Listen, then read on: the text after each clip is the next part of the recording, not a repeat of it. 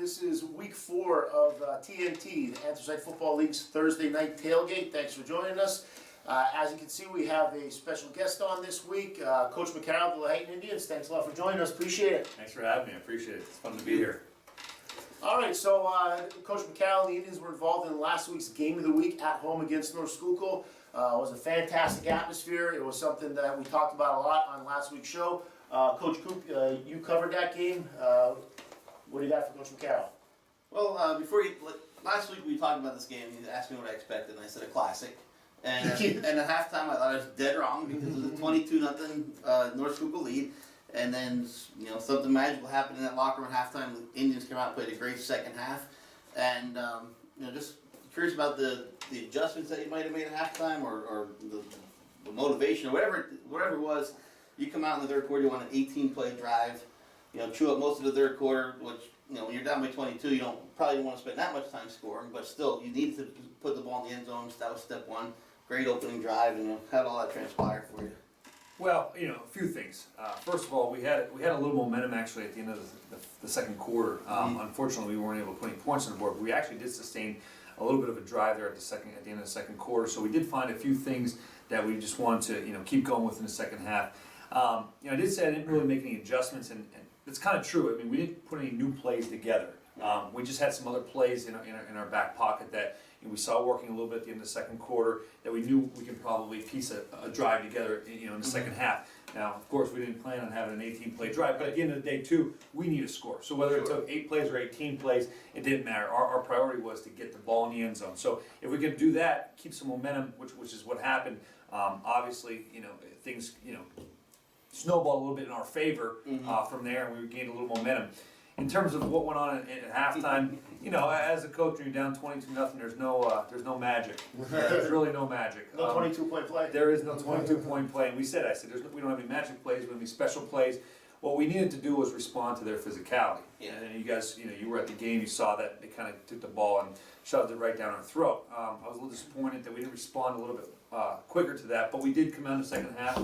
We did put some things together. We also got a couple bounces that went our way, but it turned out to be a great game. I'm sure it was a great game to watch on TV, but unfortunately we came up short. But hopefully our kids got something in the second half that they can build from and learn from the rest of the season. Now, last week we were talking about this game and we all made our picks, and Coach Hurley had his helmet on that was entirely too small for his head. But anyway, we were talking about that. Coop said he expected a classic, and you got there pretty close. Yeah. Pretty close. And one thing I said was I thought that North Schuylkill was going to win in a close one, but I thought that North Schuylkill's experience in these types of games, the players that are presently on North Schuylkill have just played in a lot more of these games maybe than your guys, although they have been, recently. Do you think maybe that was something at the start of the game that maybe, just being in that type of atmosphere was something that contributed to maybe a slow start a little bit? Well, sure, it could have been. And again, the North Schuylkill players, first of all, they're very well coached. I know Wally a long time, and he's a great coach. He does some great things. He puts his players in positions to be successful. And you get with an offensive line like that, experience or no experience, that's a big task. Yeah. We don't necessarily have the size on both sides to match up with that. But again, I was just a little disappointed that we didn't come out and match their physicality. They were big, they were strong, but again, in the second half, we stuck with it. Our kids kind of bounced back. Not only did we match their physicality, but I thought we kind of wore them down a little bit. And so I think the experience thing might come into play, but we have some kids back too. It's not that's never something I'll kind of throw in there as an excuse. Our kids need to understand the big game concept. We had some playoff experience ourselves last year. We got a taste of it, and I was kind of hoping that we would use that this season to kind of carry us through some of these kind of big games early on. So again, hopefully we use the second half as a little bit of a learning experience for us. And if we can carry some of that momentum, I think we'll be in good shape. Yeah, I'm sorry. That was one of the things that surprised me with North Schuylkill's experience, is that they kind of were on their heels at the end. Turning the ball over, and you're down by 2 scores. It looks like it might be sealed, and all of a sudden the snap goes over the quarterback's head. Tyler Cannon, what a great game he played. He's there to jump on a fumble in the end zone, and all of a sudden, with 2 minutes left, you're in a position to recover an onside kick and still win the thing. And that was just phenomenal. And there, I was surprised that North Schuylkill kind of put themselves in that position, with their experience. So, I think early game you cut it to 9. made the decision to go for 2 at the point. Sure. Didn't get it, so you're still down by 9. Tried the onside kick, and that's when it looked like it was going to get out of hand, not out of hand, but it looked like it was over. And then the back snapped, and all of a sudden we're right back in it again. So great game, and I was surprised that the North School did make some mistakes down the stretch, but you guys definitely had them on their heels. And like I talked to you before we went on film pad, and I said Tyler Kane just played a great second half. I just thought he put the team on his shoulders and just did everything that he was asked to do. Was quarterback draws, phenomenal calls, phenomenal plays, and he did a nice job. Yeah, we know that's nothing new for us. Last year's a sophomore, he was full year starting quarterback. He made those kind of plays last year, so that's really not a surprise. The thing is, the first 2 weeks we didn't really need to rely on Tyler Kane either to throw the ball or run the ball very much. Why Clements kind of took the load of that for the most part. So we knew that we were probably going to be a few more kids who were going to look to make some plays. Tyler Kane was one of them. Tom Rizika played, I thought, a heck of a game on both sides of the ball too. I mean, defensively, he's always around the ball. And he's someone I think. You always talk about Clements and Crum and Can, and I think he doesn't get that recognition enough. I agree. He's a real impressive player. Yeah, absolutely, and it's the thing. I mean, we moved him a little bit. He was kind of a running back, split carries with Wyatt Clements last year, but we realized he's kind of too valuable to keep him off the field every other series. So we made the transition to put him at receiver this year, and he's done a great job with that. And we still have the flexibility, obviously, as you saw on Friday night, moving into the backfield, get him some carries, try to put him on the edge and throw him the ball. So he's a pretty dynamic kid. I think this was kind of the first game where he was a little more featured than maybe the previous 2 games, and so hopefully he'll get going too. And again, like I said, you said Can makes plays on both sides of the ball as well, and they're great kids, and you'll see them kind of in the box scores probably in the next few weeks to come. Well, you're mentioning momentum, and Coop, you've seen Blue Mountain a couple times, and you're right back at it this week. You guys got a huge one, and Blue Mountain. I'm sure Coach Mabry's sitting there saying the same thing. There's a big game this week. Absolutely, I think both of us probably looking at this the same way in a lot of ways. We come off of a loss, but we can't really think about that too much. We got to put that behind us because we got a great opponent. Again, a new offense and a new defensive scheme that we haven't seen, and that's one thing about the anthracite that I thought was it's going to be a challenge. I've said that from day one going in. We're going to see not only new teams, but we're going to see different schemes. I mean, really, we've seen a different scheme now. This will be the 4th different scheme on both sides of the ball. In our first 4 weeks. Blue Mountain were on a 3-3 stack. They were on a 3-3 stack defensively. Last week they went back to their wing T concept, which was different from what they did the first 2 weeks. So it kind of had to work Friday night. Absolutely, and so it throws a bit of a wrinkle there for us to prepare. Like I said, not only the new opponent, but the new style of offense, new style of defense. Now we got some things that hopefully we think can work against both sides of the ball. But again, it poses that challenge. When they have a little bit of that uncertainty, our kids have never faced them before. So it's a new opponent, new challenge. But again, our kids need to forget about last week, and this is going to be a huge one going forward for us.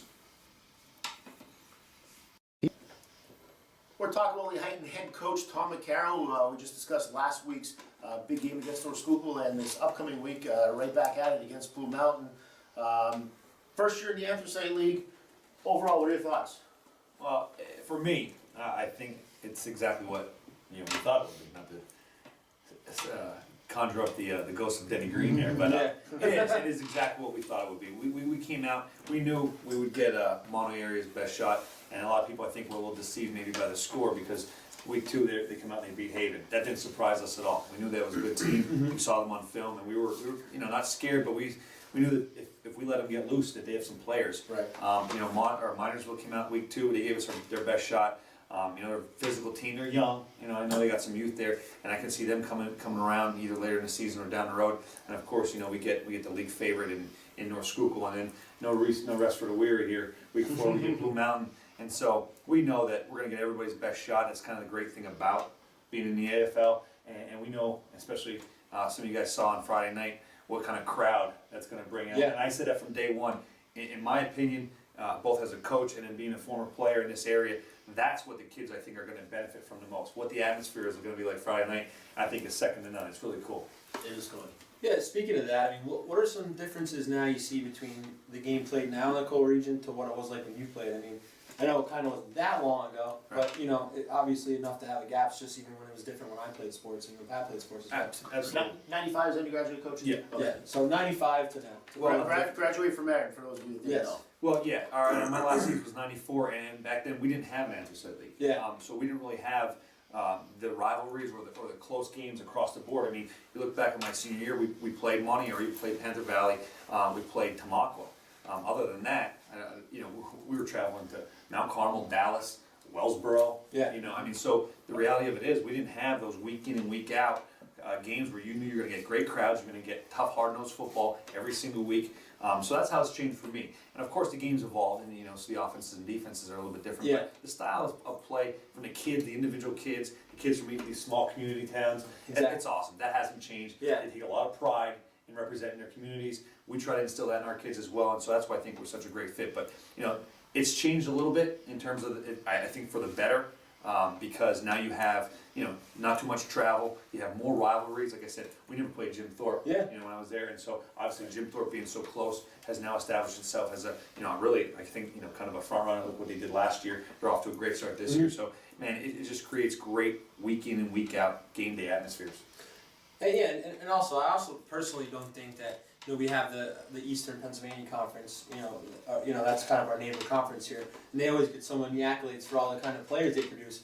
And you know, I think the Coal Region kids, I mean, they don't get enough credit for what they do at the next level, and some of them do really well. You just don't hear about it. I mean, as being a Division I player yourself that played at Colgate, defensive back there. But what do you tell the people out there, the kids that don't think they can maybe play at that level, and you were a kid that did do that? Right. I think it's certainly, you know, Stan DeCassia always had a quote, you know, use football as a means to an end.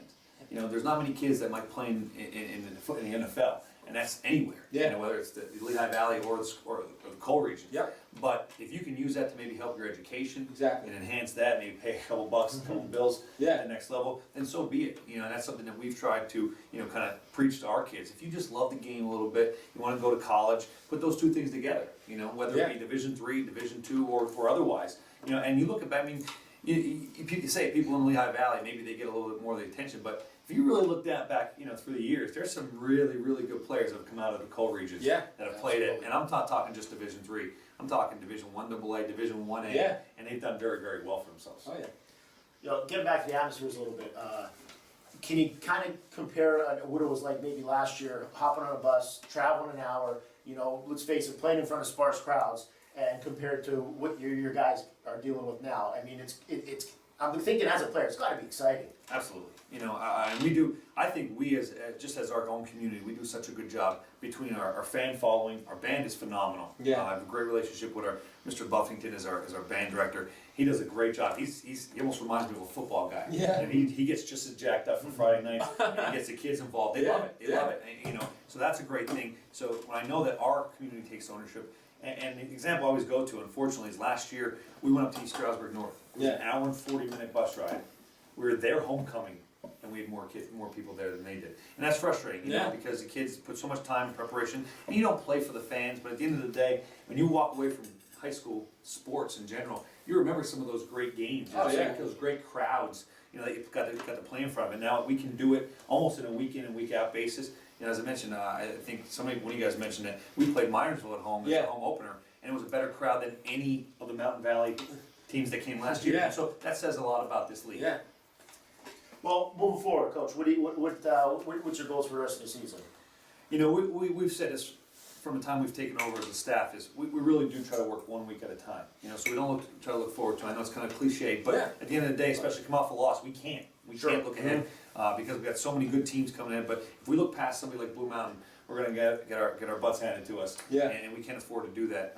You know, the kids have established goals for themselves. Of course, they want to get back to the playoffs. You know, we still can be, you know, in the running for a league title, depending on what happens with everybody else. I know you would need help right now, but I think if we just take one game at a time, we get our kids to focus on that opponent, all of our goals can kind of fall into place. So, you know, we'll see what happens, but right now our focus is Blue Mountain. We got a great challenge, but I think, you know, we've got a group of kids that are able to bounce back. You know, you saw it in the second half. Unfortunately, it took a little bit longer than we wanted to, but they have that resolve.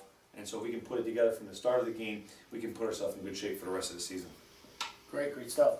Coach Hurley, anything else? That's it, Coach. As always, good luck with the rest of the season. Thank you guys for having us. Hope you guys Coach stay McCarroll, healthy. thanks a lot for coming I out. love watching the Take show, care. guys. Yep, awesome. Well, good luck this week and the rest of the way. Thanks again for coming up. That's it for the Coach McCarroll interview, and stay tuned for the rest of the Week 4 show. All right, you all right? Good stuff. Thanks, Tommy. I appreciate it. It was a pleasure. You don't mind if I stick around?